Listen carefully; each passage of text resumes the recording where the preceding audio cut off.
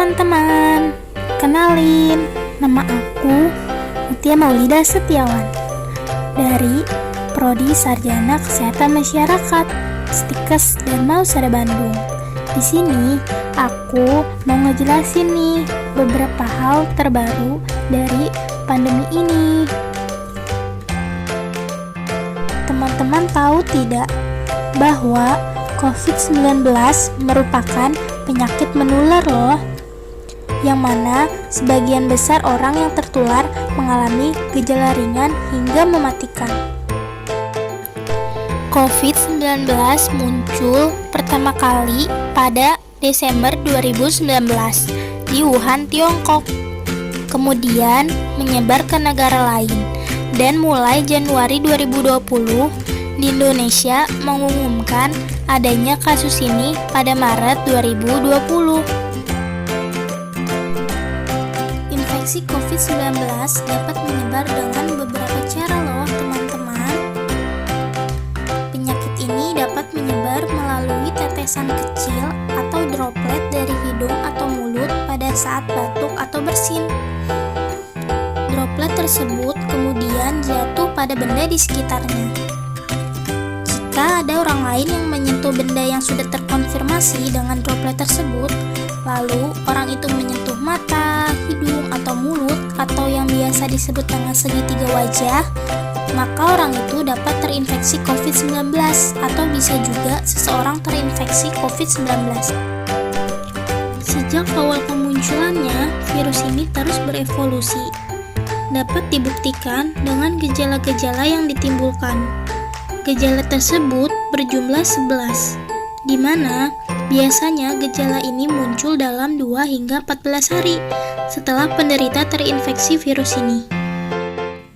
Gejala umum yang sering terjadi yaitu demam, batuk kering, dan kelelahan. Sedangkan gejala tidak umum meliputi rasa tidak nyaman dan nyeri tenggorokan, diare, mata merah atau konjungtivitis, sakit kepala, hilangnya indera perasa atau penciuman, dan ruam pada kulit atau perubahan warna pada jari tangan atau jari kaki.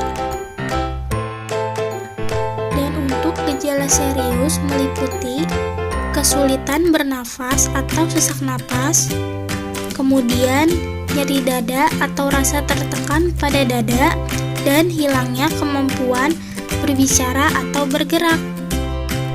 Siapapun dapat terinfeksi virus ini.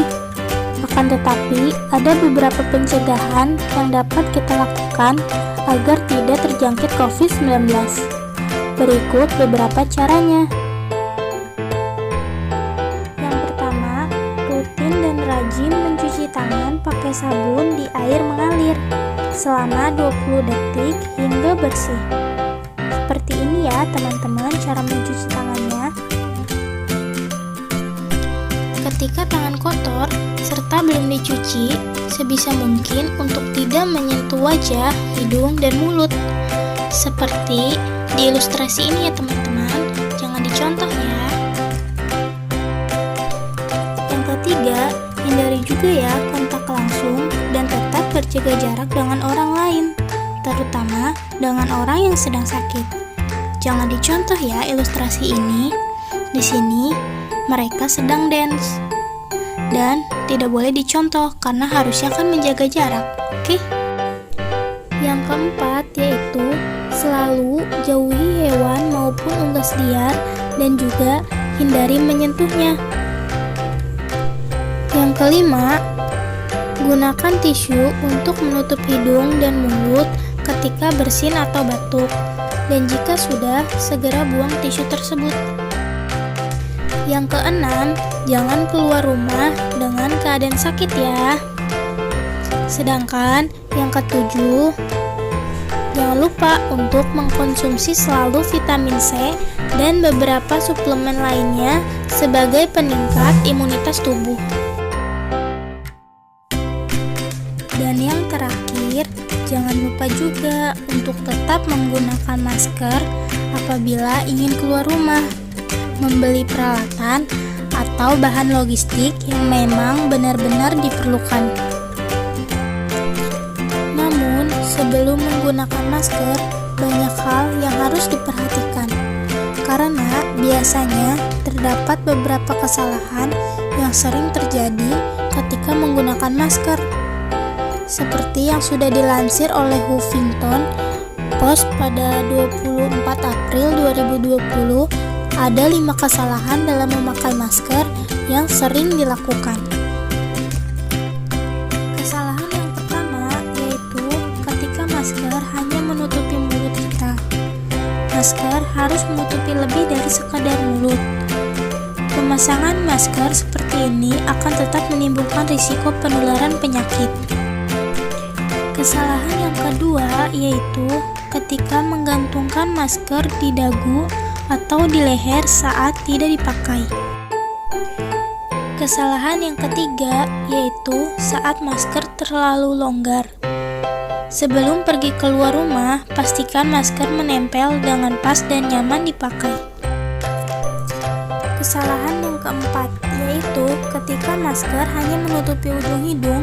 Jika menggunakan masker hanya di ujung hidung, akan membiarkan udara termasuk virus masuk melewati bagian atas masker. Kesalahan yang kelima yaitu masker tidak dibersihkan dengan benar jika digunakan lagi. Nah, untuk menggunakan kembali masker kain, kita harus memastikan terlebih dahulu apakah masker kita terkontaminasi atau tidak. Kemudian, masker tersebut harus sering dibersihkan ya, teman-teman. Bisa juga dengan menggunakan mesin cuci untuk membersihkannya. Penjelasan tadi merupakan beberapa hal yang perlu diketahui dan dilakukan ya teman-teman, serta dihindari selama pandemi ini. Namun, alangkah lebih baiknya kebiasaan-kebiasaan baik tetap kita terapkan di luar pandemi ya. Pesan Mutia kepada teman-teman, tetap jaga kesehatan, jaga imun, dan tingkatkan iman. Dadah!